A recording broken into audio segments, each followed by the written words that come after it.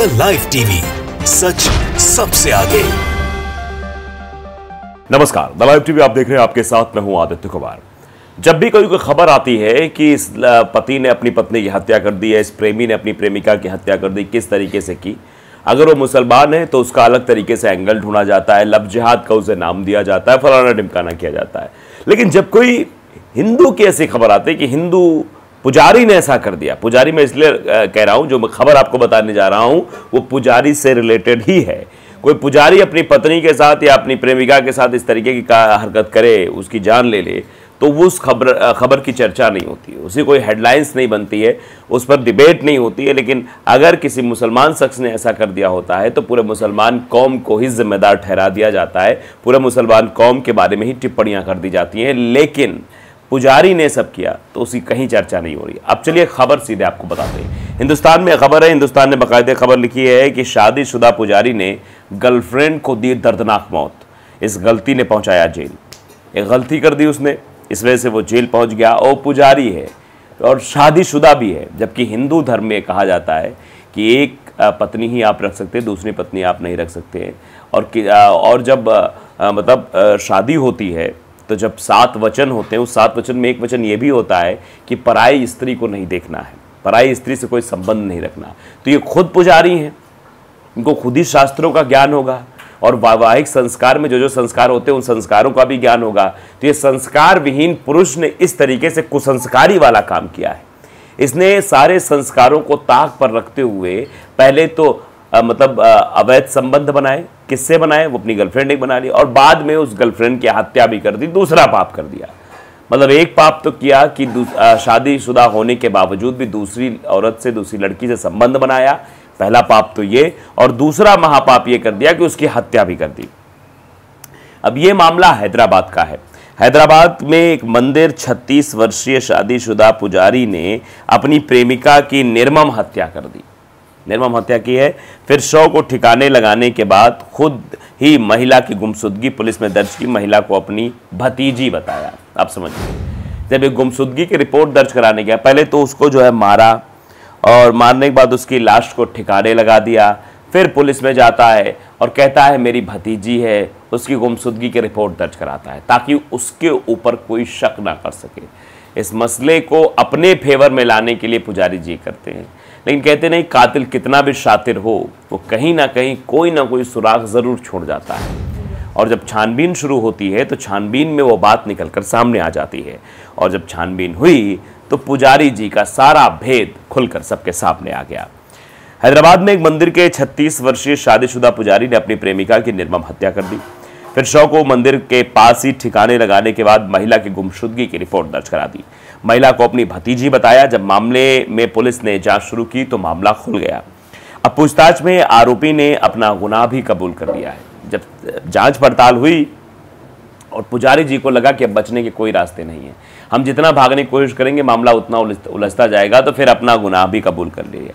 आरोपी पुजारी की पहचान अय्यागिरी साईं कृष्णा नाम से हुई है। अय्यागिरी साईं कृष्णा, इस बात की चर्चा किस लिए नहीं हुई क्योंकि कोई मुस्लिम नाम नहीं है, कोई मुस्लिम शख्स नहीं है। अगर कोई मुस्लिम शख्स होता तो अब तक इस बारे में डिबेट चल रही होती, सोशल मीडिया पे ट्वीट हो जाते, हैशटैग चलने लगते, ना जाने क्या क्या होने लगता, आप अंदाज़ा भी नहीं लगा सकते हैं।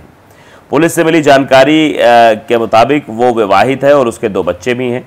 उसके कुरुंगती अप्सरा नाम की महिला से विवाहेतर संबंध थे। महिला ने जब उस पर शादी का दबाव बनाया तो उसने महिला की हत्या करने की योजना बना ली। पुलिस को बताई गई कहानी के अनुसार पुजारी जब महिला शादी का दबाव बनाने लगी तो उसने महिला की हत्या कर दी। इसके बाद शव को प्लास्टिक बैग में कवर किया और सरूर नगर में मंदिर के पास MRO कार्यालय के पीछे एक नाले में फेंक दिया। इसके बाद पुलिस के पास जाकर खुद ही कंप्लेंट दर्ज करवा दी। उसे लगने लगा था कि ऐसा करके वो बच निकलेगा, लेकिन आखिरकार वो पकड़ा गया क्योंकि कहावत भी है, सच्चाई छुप नहीं सकती बनावट के वसूलों से और खुशबू आ नहीं सकती कागज़ के फूलों से। तो खुशबू तो आनी नहीं थी, दुर्गंध ज़रूर आनी थी और वो फंस गया। पुलिस अधिकारियों के अनुसार उसने पुलिस थाने पहुंचकर बताया कि महिला का 3 मई से कोई सुराग नहीं है, जिसमें दावा किया गया है कि उसने कुरुंगती अप्सरा को शमशाबाद बस स्टैंड पर आखिरी बार छोड़ा था क्योंकि वो भद्राचलम की यात्रा करने की योजना बना रही थी। उसने आगे कहा कि तब से वह किसी भी कॉल का जवाब नहीं दे रही है। इस तरीके से कहानी बनाई गई, स्क्रिप्ट तैयार की गई। अब समझिए कि ये कौन सा वो है, मतलब क्या नाम इसे दिया जाए, किस तरीके से कहा जाए। अब इसके बारे में ना सोशल मीडिया पर कहीं चर्चा हो रही, ना ही खबर आपने कहीं देखी होगी।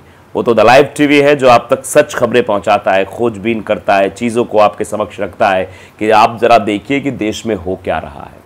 दरअसल ये कुछ लोग हैं जो एजेंडा माफिक खबरों पर काम करते हैं, एजेंडा चलाने का काम करते हैं, एजेंडा चलाकर लोगों को बरगलाने का काम करते हैं। कहीं भी करके जो है मतलब स्टाइलिश खबरें चलाएंगे, मुसलमानों को बदनाम करेंगे, फलाना ढिमकाना करेंगे, कहीं से भी सच्चाई से आपको रूबरू नहीं कराएंगे, क्योंकि सच्चाई तो कुछ और ही होती है। अब जैसे यहाँ पुजारी जी थे, पुजारी जी कहानी बना रहे थे, पुजारी जी कह रहे थे हमारी भतीजी है, हमने उसको बस स्टैंड पर आखिरी बार छोड़ा था, वो कहीं तीर्थ यात्रा करने का मन बना रही है, 3 मई से फ़ोन नहीं लग रहा, बातचीत नहीं हो पा रही है, उसकी गुमशुदगी की रिपोर्ट भी दर्ज करा दी। अब जब पूछताछ हुआ, जब शक की सुई पुजारी जी पर आई तो पुजारी जी बिलबिला उठे। पुजारी जी ने सोचा कि अब तो बचने के सारे रास्ते बंद हो चुके हैं, अब अगर हम झूठ बोलेंगे तो पुलिस और मार के सच तो कबुलवा ही लेगी। इससे अच्छा है कि पुलिस मारे ना पीटे ना, पुलिस को अपना 3rd डिग्री ना इस्तेमाल करना पड़े, इसलिए हम पहले से ही बता दें। तो पुजारी जी ने सारा भेद एक के बाद एक बता दिया कि हमारी शादी है, हमारे बच्चे भी हैं, लेकिन फिर भी हमारा आफ्टर मैरिज अफेयर था और वो बार बार शादी का दबाव बना रही थी, इसलिए हमने मार के उसे प्लास्टिक के बैग में भरा और नाले में फेंक दिया मंदिर के पीछे। तो ये सब कहानी पुजारी जी ने जो बनाई थी वो भी फ्लॉप हो गई, जो कृत्य किया था उसकी सज़ा भी उन्हें मिल गई। तो अब इसमें अगर पूरे हिंदू कौम या पूरे पुजारी कौम को दोषी ठहरा दिया जाए तो ये गलत होगा, सरासर गलत होगा। लेकिन मुसलमानों के साथ ऐसा नहीं होता है। मुसलमानों के साथ क्या है, मुसलमान अगर आए तो भैया देखो मुसलमान ऐसे होते हैं, ये फ्रिज में रख कर बंद कर देते हैं, काट डालते हैं, फेंक देते हैं, फलाना है ढिमकाना है, इस तरीके से मुसलमानों के बारे में चर्चाएं चलने लगेंगी। ये लब जिहाद है, ये ऐसे ही करते हैं, इससे इनको ये होता है, इनका ये धोखा देने वाली कौम है, फलाना ढिमकाना, पता नहीं क्या करने लगेंगे। अब पुजारी जी के बारे में वो लोग क्या कहेंगे? क्या पुजारी जी के बारे में भी कैंपेन चलाएंगे कि पुजारी ऐसे होते हैं, हिंदू लोग ऐसे होते हैं, जो पूजा पाठ मंदिर में कराते हैं उन पुजारियों सावधान रहिए, वो आपके साथ कभी भी इस तरीके की घटना कर सकते हैं? ऐसा हैशटैग चलाया जाएगा क्या? ऐसी डिबेट कराई जाएंगी क्या? नहीं कराई जाएंगी, ऐसी खबरों को दबा दिया जाएगा। अब देखिए धीरे धीरे क्या हुआ कि बस स्टैंड पर कहा कि बार छोड़ा क्योंकि वो यात्रा पर जाने वाली थी। उसने आगे कहा कि तब से किसी कॉल का जवाब नहीं आ रहा। अपनी शिकायत में आरोपी ने दावा किया कि महिला उसकी भतीजी है। देखिए बाकायदे इसमें लिखा हुआ है कि वो बता रहा है कि वो मेरी भतीजी थी। हालांकि जैसे जैसे जांच आगे बढ़ी, सीसीटीवी और अन्य तकनीकी डेटा खंगाले जाने के बाद पुलिस को साई कृष्णा पर संदेह हुआ। इसके बाद कड़ी पूछताछ के दौरान साई कृष्णा ने अप्सरा को मारने का खुलासा करते हुए अपराध कबूल कर लिया। साई कृष्णा ने कबूल किया कि अप्सरा पर उस पर शादी करने का दबाव बना रही थी, इसलिए उसे हत्या करनी पड़ी, हत्या का सहारा लिया।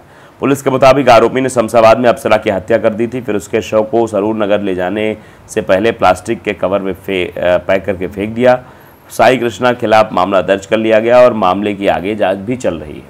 अभी मामले की आगे भी जांच चल रही है, लेकिन फिलहाल तो इनको गिरफ्तार कर लिया गया। तो पुजारी जी तो फंस गए, लेकिन अब हमने जो सवाल शुरू किया था वो सवाल अभी का भी लटका हुआ है कि आखिरकार क्या वजह है कि ऐसी घटनाओं को दबा दिया जाता है और जब भी कोई मुसलमान आरोपी होता है तो पूरे कौम को जिम्मेदार ठहरा दिया जाता है। ऐसा क्यों?